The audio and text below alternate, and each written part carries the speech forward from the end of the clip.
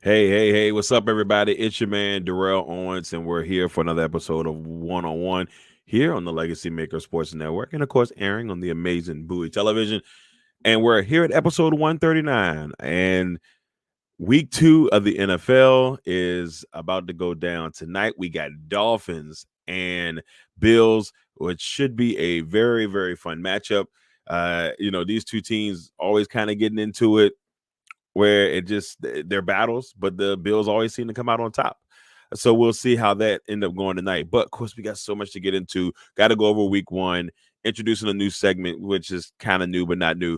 We're introducing that new segment today. Plus, we got to go through the bottom. We got to look at the outside looking in, and of course, we got to go with the top 10. But let's go ahead and get into it. Episode 139 of One on One, starting now on the Legacy Maker Sports Network and Bowie Television.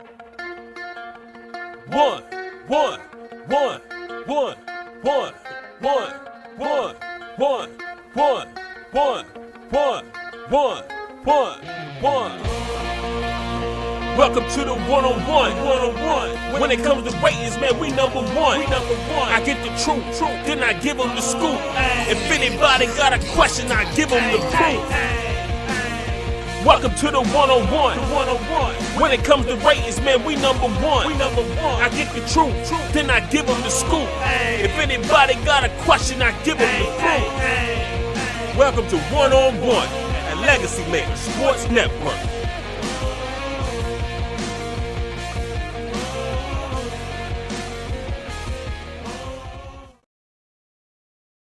All right, we are here, ladies and gentlemen, episode 139 of One on One here on the Legacy Maker Sports Network and Bowie Television.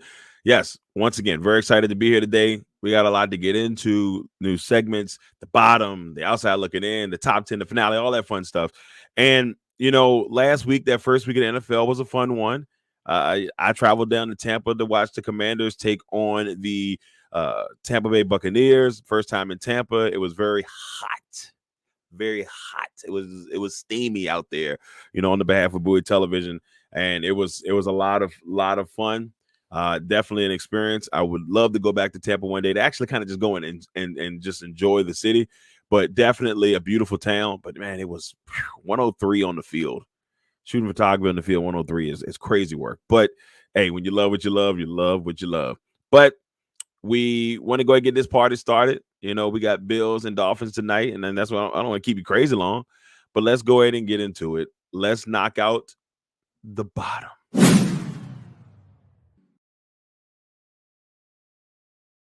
All right, the bottom is here. Let's see who stands where at the bottom. First, we start off new bottom team. Last week, we had the Patriots at the bottom, which it won't be the case this week.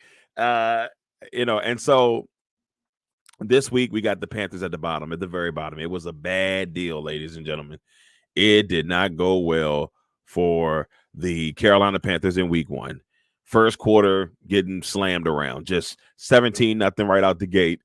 At halftime, it was 30-3.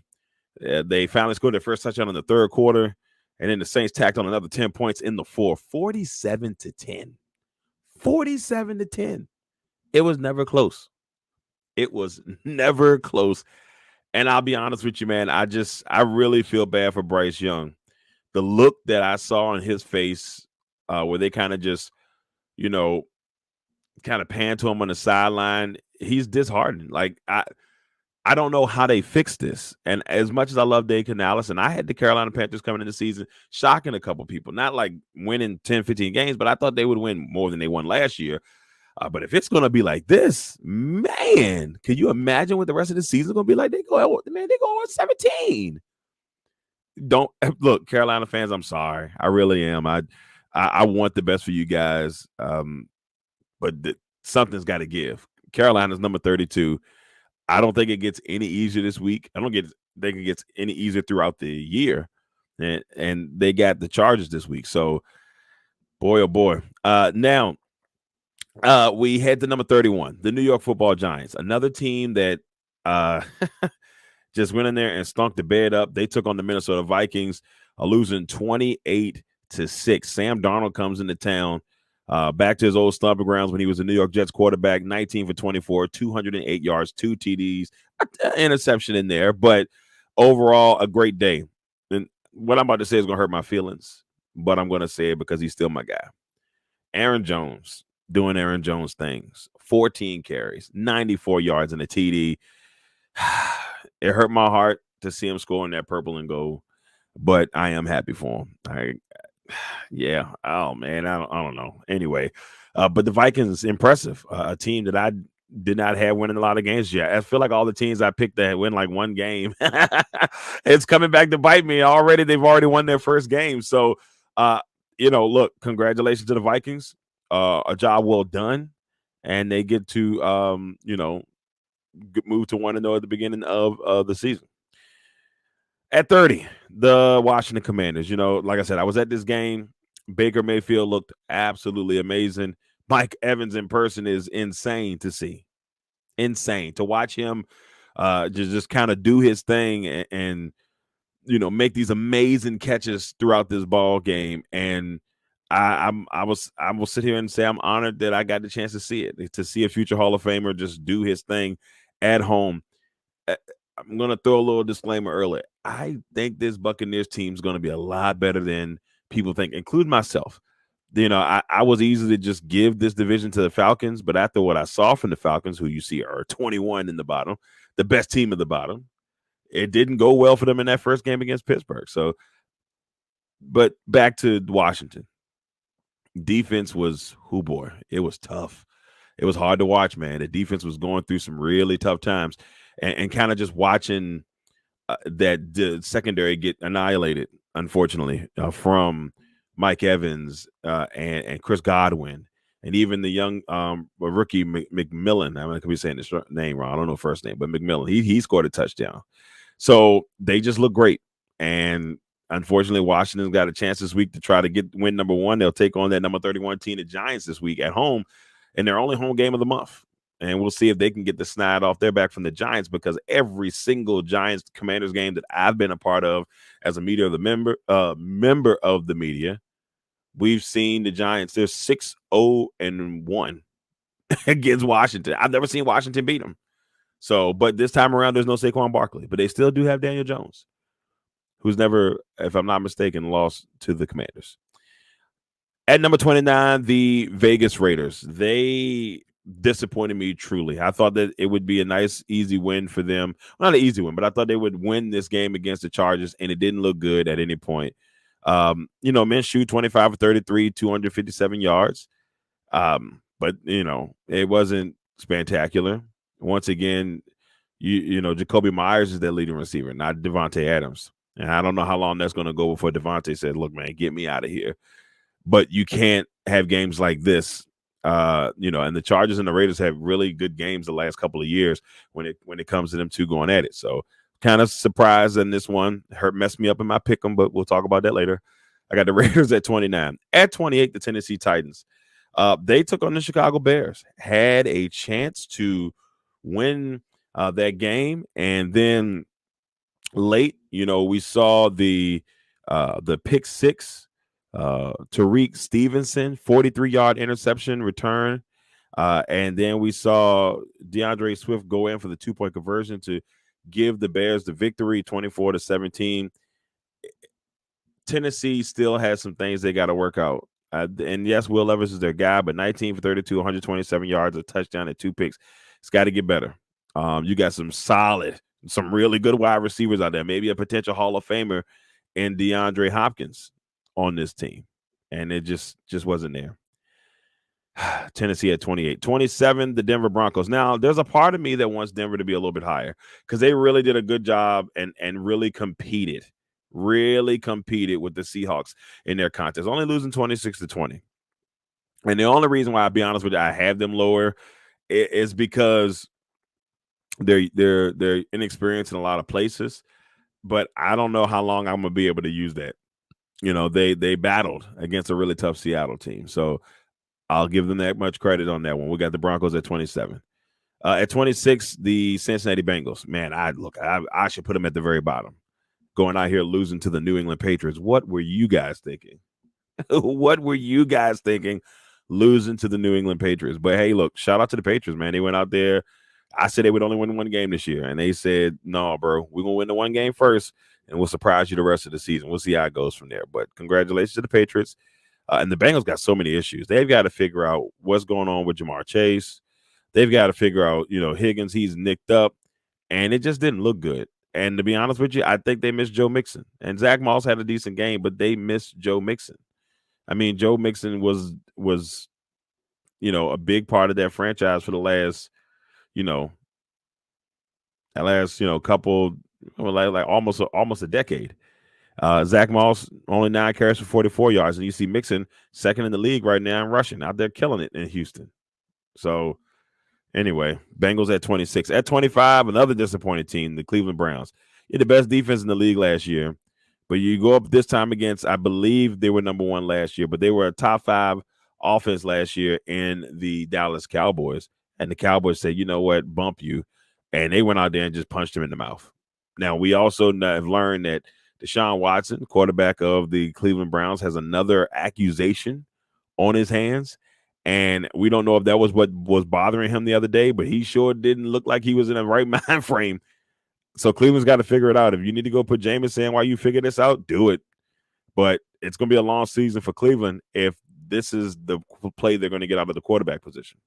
Cleveland's at 25. At 24, the Arizona Cardinals. Now, I'll be honest with you, I wanted to put Arizona higher. I think Kyler Murray's kind of back where he needs to be. They're still a young team and inexperienced in some spots, but I love what I saw overall, and they gave the Bills everything they can handle. I like what I see from there. I think the Cardinals will be a team that just disrupts throughout the year. I don't know what that record's going to be, but they're definitely going to be a problem each week. You're not going to just roll over the Cardinals like they didn't roll over them last year. I mean, they fought last year for most of the season, so I think they're going to be hungry. I think they'll fight most of the year. Cardinals at 24. At 23, the Jacksonville Jaguars. Truly disappointed in this Jaguars team because they went into their game with Miami. Heck, they had the lead. They were up, pretty good. If I'm not mistaken, I want to say they were 17-0 at one point, and they were looking good, and from there, Miami just kind of crawled back in there. They had to deal with a lot of stuff themselves with the whole Tariq Hill situation with the police officer before the game. It was a whole mess. So they had a lot to deal with. And somehow they still went in there and got the dub. Miami has a chance to be a really good team this year, but can they really put it all together? Can they beat teams they're supposed to beat? Jacksonville's one of those teams they're supposed to beat. And we'll see if, they'll keep moving. But anyway, Jacksonville had their chances at this game, and it just didn't go the way, I think a lot of Jacksonville fans was hoping that it was going to go. They're at 23. At 22, the New York Football Jets. This Aaron Rodgers-led team, you can tell they're still trying to figure out the kinks. This is technically Aaron's first game with the Jets as a first full game with the Jets. They lose 32-19 to San Francisco. Rodgers 13 for 21 for 167 yards. That's not an Aaron Rodgers performance. And it could be they're still trying to, feel things out. Allen Lazard, 6 receptions for 89 yards and 2 touchdowns. He looked, good, like really good. I mean, but Rodgers is comfortable with Lazard. Him, Wilson, some of the other guys that got to kind of get that thing together. But it's tough to go up against a really good San Francisco team, a team that people see going to the Super Bowl again this year. Jets at 22. At 21, finishing up the bottom, the Atlanta Falcons. Man, disappointment. They did not play well at all, and then they end up losing to Pittsburgh 18-10. And I was truly disappointed. I thought the young guns would really get things going with Kirk Cousins, and it just didn't go that way. So, but I still think they could be the best team in this group. Even though the Jets have a better defense, I think as of now, I'll go there. So here's the bottom. Panthers, Giants, Commanders, Raiders, Titans, Broncos, Bengals, Browns, Cardinals, Jags, Jets, and last but not least, the Atlanta Falcons. All right. There it is. There it is. We got the bottom in there. Now we set you up for the outside looking in. Outside looking in this week, we start off with number 20, the Indianapolis Colts. The Colts were in a battle with the Texans. And I was one of those teams that said the coach could be shaky throughout the year. They hung in this game. They had the lead at times, and the Texans had to battle back, uh, to get to where they needed to be to end up winning this game. And it was, to me, it was a very well fought game. I thought two division rivals going at it, really giving each other some problems throughout. That's what you want to see in division matchups. And that's exactly what we saw in this 29-27 matchup. All the way through and through. They just battled all the way through. Richardson, AR. Yeah, I know I said some things about AR a couple weeks ago, like he ain't the real AR. Let me tell you something. That kid's got talent. It's still kind of developing, but man, some of those throws he threw, I was like, "Oh boy, man, he's gonna be something special if they can get it all together." But I got the Colts at 20. I like what I've seen so far. At 19, the Green Bay Packers. The Packers, you got to watch Green and Gold over everything tomorrow. But even with that being said, this Packers team, good matchup against the Eagles. I think it could have went either way. The Packers probably should have won this game. If you watch how they played it, the situations they had in the beginning where they had great field position twice in the red zone situations for the most part on that side of the field, and they end up getting 2 field goals out of it. I think they really messed up on there. But the most concerning thing is Jordan Love being hurt. They've got to pray that Jordan Love can get back before the season is a total loss. But as of right now, we got him at 19. At 18, the LA Rams. Now, some of these teams, y'all know me. The first couple of weeks in this, I do it based off of record until we kind of get things established a little bit to kind of see what these teams are.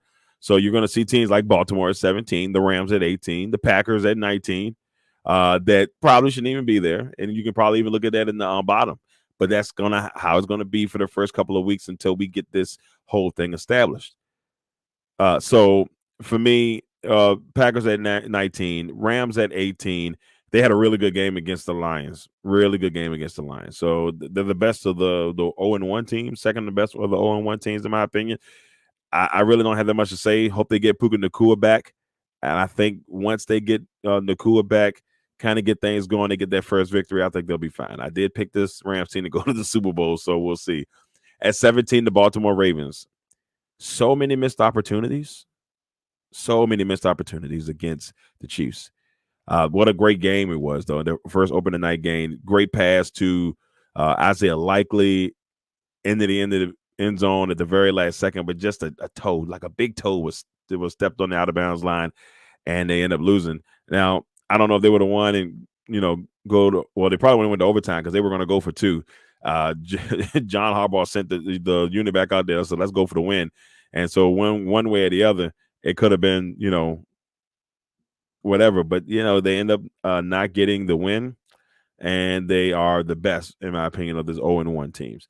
At 16, the New England Patriots. Man, look, I did not think the New England Patriots would sniff the outside looking in at all this season, but man, they get a win in week 1 against the Bengals. It was well deserved. They fought hard. It may have not looked super pretty, but sometimes in football, as long as you can handle business, it doesn't have to look super pretty. Jacoby Brissett managed the offense the best way he could, 15 for 24, 121 yards, nothing too fancy. Ramon Stevenson, 25 carries for 120 yards and a TD. He had a really good day. But most importantly, they just found ways to give Cincinnati problems, and they win. So congratulations to the Patriots. They're number 16. At number 15, the Minnesota Vikings. We talked about their win against the Giants. Really good things going on there, at least to get started in the first week of the season. At 14, the Chicago Bears. Caleb Williams, not the sexiest start, Caleb, I think, only had 93 yards passing, 14 for 29. So it looked a little rough, but they fought hard and they never gave up, and they got the dub. So we got the Bears at 14. We'll see this week. True test coming up. They got the Texans. So they can beat the Texans, then we'll talk business. At 13, the San Diego Chargers. Yes, I know they're the LA Chargers. The San Diego Chargers are 1-0. They get their win, and I would say at least convincing fashion with a 22-10 victory over the Raiders. J.K. Dobbins had himself a really nice game. 10 carries, 135 yards, and a touchdown. Ladd McConkey, 5 receptions, 39 yards, and a TD. And so it wasn't pretty for Justin Herbert and the crew, but sometimes, like I said, it ain't about being pretty, it's about getting the dub, and that's what they did. Got the Chargers at 13. At 12, the Seattle Seahawks with a tough victory over the Broncos, 26-20. They did what they needed to do. Still got to see what this is going to look like all the way through for Seattle. I think they'll be one of those teams also that will be competitive throughout the year and will fight for a playoff spot. So you got to watch out for Seattle. You just have to. Last but not least, in the outside looking in is the Pittsburgh Steelers. They get the win over Atlanta. Justin Fields at the starting quarterback, no Russell Wilson, so we still don't know what that looks like yet. It looks like Fields will start again this week. And so if they can kind of figure it all out, then, we'll see if the Steelers can go to 2-0 and beat a Broncos team.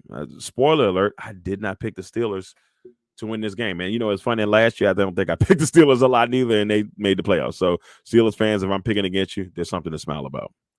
Here it is, the outside looking in: Colts, Packers, Rams, Ravens, Patriots, Vikings, Bears, Chargers, Seahawks, and the Pittsburgh Steelers. So, there it is, the outside looking in. The teams knocking on the door, so close to that top 10. But now we have to see who exactly is in the top 10.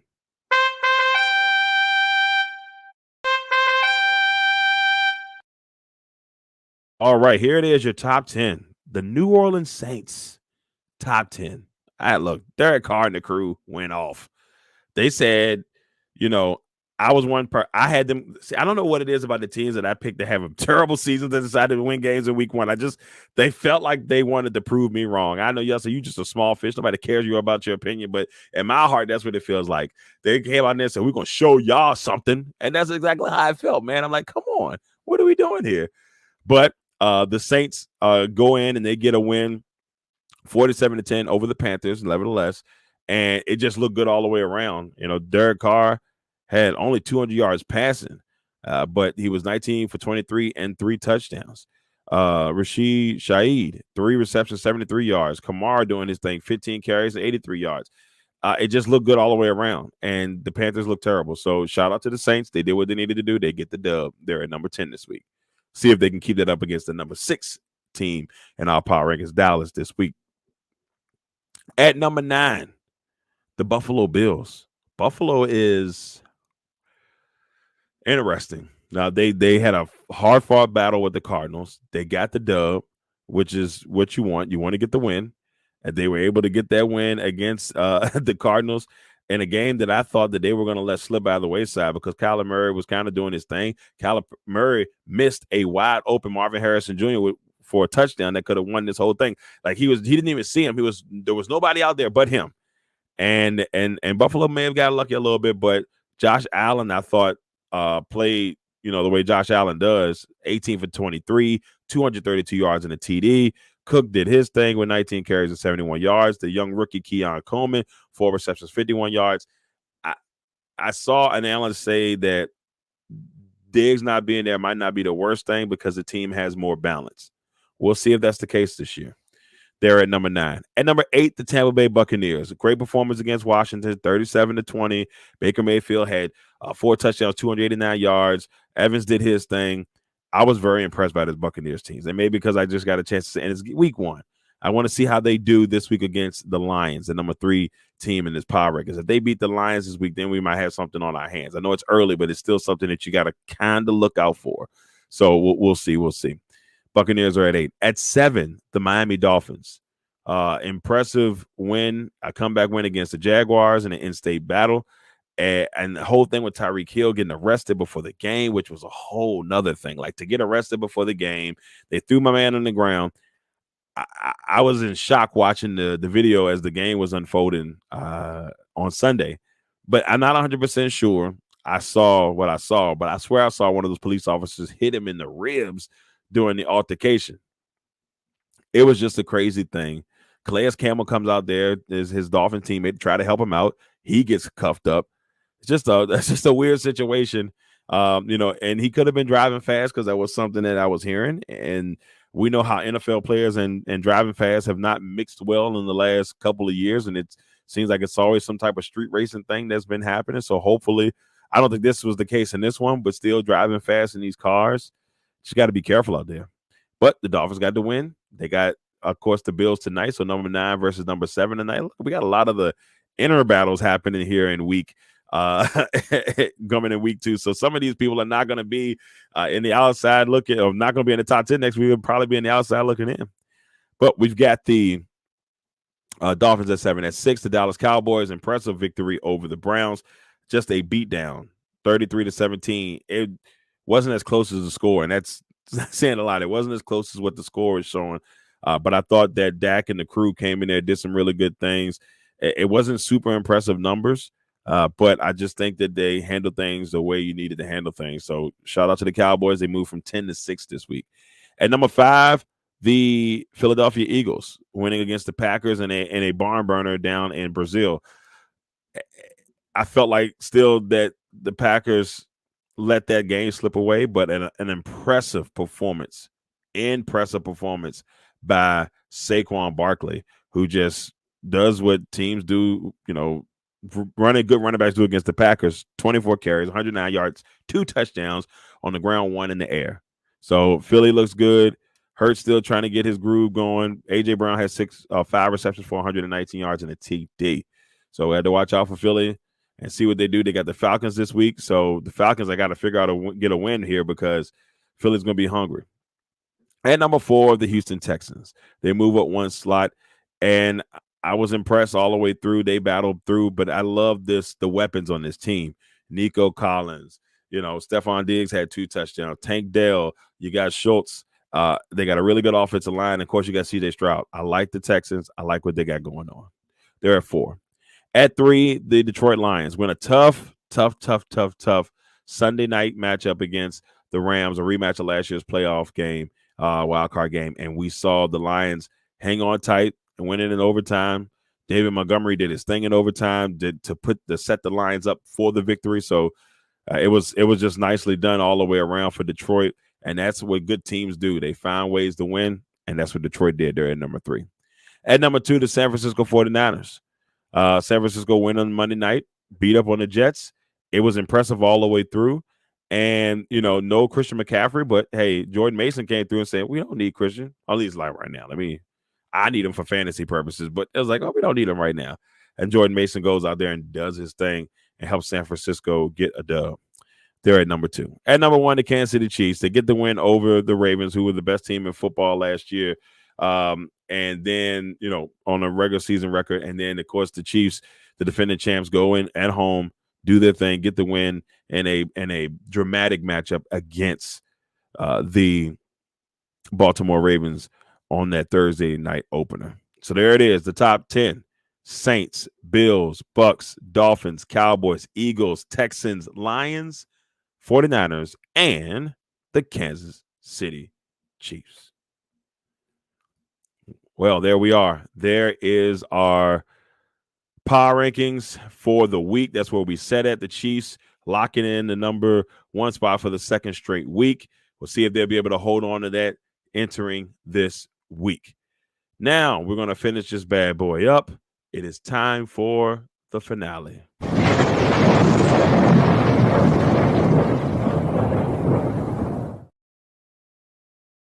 All right. We have entered the finale here on episode 139 of One-on-One. And, we're going to kind of go through all our stuff for the week. And we're going to start off today with a new segment. It is time for Kings of the Gridiron. Let's see who are week 1 Kings of the Gridiron. Let's get ready to rumble! Who want war in the ring? Who want war with the king? Bring all the balls you can bring. It ain't gonna cost you a thing. You ain't bring the sauce to the ring. You must send the sauce in the ring. All right, everyone. Our Kings of the Gridiron for week number 1. First, on the offensive side of the ball, Baker Mayfield. Baker Mayfield went 24 for 30, 289 yards, 4 touchdowns, and a quarterback rating of 146.4. and a 37-20 win over Washington. I saw this in person, and Baker Mayfield and his crew were dominant. On the defensive side of the ball, we go to Seattle as Julian Love had 12 tackles, 1 interception, a forced fumble, in a 26-20 win over Denver. There it is, ladies and gentlemen. This week's Players of the Week, Kings of the Gridiron, Baker Mayfield and Julian Love.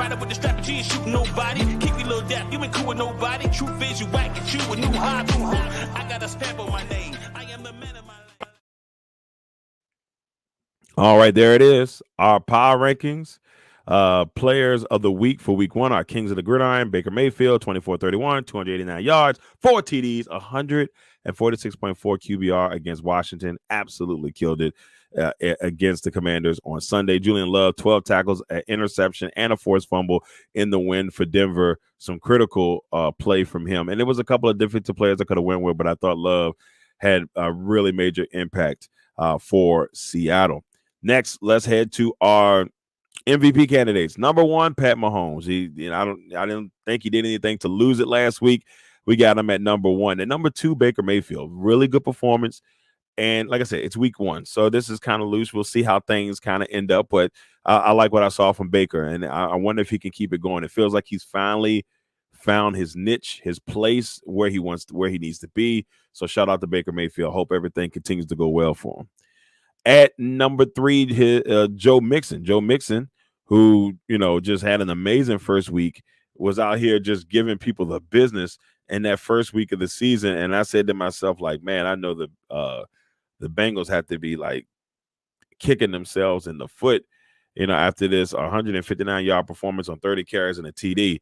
And this is what makes Houston, I think, so dangerous, because you have this extra element now with Joe Mixon in the mix. I mean, Singletary did his thing last year, but Mixon is just, it could be different. Number 4, CJ Stroud. Maybe not the sexiest numbers, but there's something about the way he made clutch plays throughout. And he's my MVP. Like, he's the person I think will win the MVP at the end of the year as of now. So, and I didn't have him ranked number 1 at the beginning of the season. I had him ranked 4 because I still feel like he has to build up to it. But I like what I've seen from CJ Stroud so far in week 1. They got the Bears this week. So we'll see the number 2 pick from last year's draft take on the number 1 pick from this year's draft this week. At number 5, Tyreek Hill. What a performance. Man gets sent to, gets arrested, thrown on the ground before the game, even has a touchdown celebration mocking the fact that he got arrested before the game. The man got thrown on the ground, still did his thing. 7 receptions for 130 yards and a TD. I think he had a really good chance of winning the MVP last year. And then the injury towards the end kind of hurt him. Between him and Christian McCaffrey, I thought they both had really good chances. So there it is. Top 5 candidates: Mahomes, Mayfield, Mixon, Stroud, and Hill. We'll see how things look next week. Now let's kind of go on my record from last week. It wasn't sexy, y'all. 9-7. There was a couple games I still can't believe they went the way they did. Of course, especially I thought, teams like the not the 49ers, but teams, like I thought the Rams would be able to pull off and sneak a victory. Like, seeing a team like New England beat the Bengals just kind of threw everything off. And I had the Falcons, I thought, winning against the Steelers, maybe not convincingly, but I thought they would pull it off. Just didn't go that way. But 9-7 this week, that's okay though. I'll bounce back this week. And talking about our NFL pick'ems, our top experts for the week, week 1 of our new season. Look at Russ sitting at the top of the game, doing what Russ does. Last year started off a little slow, and then he cranked it up. He had the number 1 record heading into the postseason last year. Ended up losing in the first round. I know he's still sour about that. I know he wants revenge, but he did a really good job. Again, this week, 13-3, getting things started off on the right foot during the season. Joey, who started the season off hot last year before a little bit of a fade towards the end, he starts off 13-3. My man Cody Stewart, Legacy Maker alumni, who's joining us this year in the Legacy Pick'em League, he goes 13-3. So the guy who actually originated the Pick'em, setup for us a couple years ago, and he comes out guns a-blazing. So there it is, Joey, Russ, and Cody leading the way for our NFL experts in week 1. And you see the standings, your boy not looking too hot down there. Not a fan of that. We got Joey, Cody, Victor, Lamont James, me, and then Justice. Me and Justice sitting at the bottom right now, but we will get into the outside looking in, and then eventually into that top area. Then in the All-Star division, you see Russ, Jay with 11-5 record, Katie, newcomer, 10-6, Ty 10-6, Joe's 9-7, Larry and Rob at 7-9. But I know those two guys, they're going to fight to the very, very end. And as you can see there, we got our picks up ready for this week. A lot of chaos going on. The biggest thing that I see from this list, is we only have one Lone Ranger this week. And then we have 3 clean sweeps. And clean sweeps, for those who are wondering, are, all the extras picked the same team. Everybody picked the Texans to win their game over the Bears. Everybody picked their Chiefs to beat the Bengals. And everybody picked the Ravens to beat the Raiders. So those are the 3 that we all agreed on. But the one Lone Ranger, newcomer Katie, rocking the Lone Ranger hat and the mask, picked the Saints. The only person to pick the Saints against the Cowboys. I thought about it, but I couldn't make the leap. So we'll see if Katie will shock us all and get her first career Lone Ranger victory. All right. So here are my winners. These are my picks for this week. Of course, I got the Bills tonight. Actually, look, let me go here first. This is who I have tonight. My Thursday matchup. Who I got winning the matchup tonight? I got the Bills winning this one, 28-23. The Bills have just kind of had the Dolphins' number. You know how you just have that team that just kind of lingers over you, and the Bills have been that team for the Dolphins. I have to see the Dolphins beat them before I start leaning towards that way. Now, if you look on paper, in my opinion, the Dolphins are the better team, but I won't put anything past Josh Allen and the crew. I still think they can make some things happen. So 1-0 last week after the victory. I picked the Chiefs, so let's see what happens this week. See if I can go to 2-0 in the Thursday night football / Thursday football games. Now, let's go to my our picks for the week. Got the Bills. I got the Bills winning. I got San Francisco getting a win over the Vikings. And I just like what San Francisco's doing, even with the injuries. And Jordan Mason comes in. They've always been able to find running backs there. Some teams just have that niche. They find a position and they're just good at it. And running back has always been a good bright spot for San Francisco under all circumstances. Seattle. I got Seattle getting their win over the Patriots. I got the Commanders beating the Giants, which I don't even know why I made this selection. I should have picked the Giants. Only because I've never seen it happen. And I'm one of those people, until I see it happen, it's hard for me to be like, oh, yeah, that's it. So I got the Commanders this week. Maybe they'll, do right by me. We got the Chargers. Got the Chargers beating the Panthers. I think that's a no-brainer the way we saw the Panthers play last week, but you never know when it's young in the NFL season. I got the Cowboys beating the Saints. I got the Colts beating the Packers, which hurts me to my heart. Don't know. They're whispering that Jordan Love might play, and this is going to come or, sound strange. No, but I would not, even if they said he could go, don't you let him rest up. Give him a couple weeks, maybe get him back by the Rams game. I want a healthy Jordan Love that won't get re-injured throughout this year. That's what I want. So if we need to rest him up, hopefully Malik Willis can go out there, do his thing, and help sneak a win or two. That's all I can ask for. Colts. I got the Colts. I got the Jaguars beating the Browns. I got the Jets beating the Titans. The Bucks beating the Lions. That might be my shocker pick of the week. A lot of our experts picked the Lions to win. I got the Ravens beating the Raiders. The Rams beating the Cardinals. I don't think that game is going to be easy. I don't think that's an easy win, right there for LA. They are a little nicked up, so the Cardinals could sneak them. The Chiefs. I got the Chiefs winning their matchup against the Bengals. This is another sneaky one because, we could see sexy Joe Burrow this week. You just never know. The Broncos over the Steelers, so that probably equals the Steelers' victory because for whatever reason I keep picking against the Steelers and they always win. Or I pick against them. The Texans, they got their matchup against the Bears. I got them, and then I had the Eagles over the Falcons. All right, everyone. That is it for this week's episode of One on One here on the Legacy Maker Sports Network. And of course, Aaron on the amazing Bowie Television. We're very excited to be here with you for another one. It's been a lot of fun.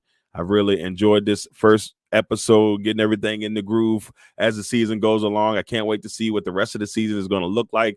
Can't wait to bring these power rankings to you every week, all the way up until past the Super Bowl. So we're going to see how that goes. Once again, everybody, I truly appreciate you all for tuning in and joining me and having a little fun with this as we get ready for week 2 tonight. So make sure you sit back and enjoy Dolphins and Bills. Hopefully this will be a good one. And somehow, some way, I hope that the Packers somehow, some way win this week, being nicked up and not having Jordan Love. But that's the personal thing. With all that being said, thank you all for tuning in. We will see you all next week. And, we'll give you an update from that Commanders and Giants to see how that all went down. I'll give you my experience from there. And we'll just see how everything rock and rolls. Once again, I'm Darrell Owens, Legacy Maker Sports Network. Once again, Aaron on the amazing Bowie Television. This is episode 139 of 101. We'll be back next week for episode 140 of 1 on 1. Until that time, see you soon. One, one, one, one, one, one, one, one, one, one, one, one, one. Welcome to the one-on-one. When it comes to ratings, man, we number one. I get the truth, then I give them the scoop. If anybody got a question, I give them the proof.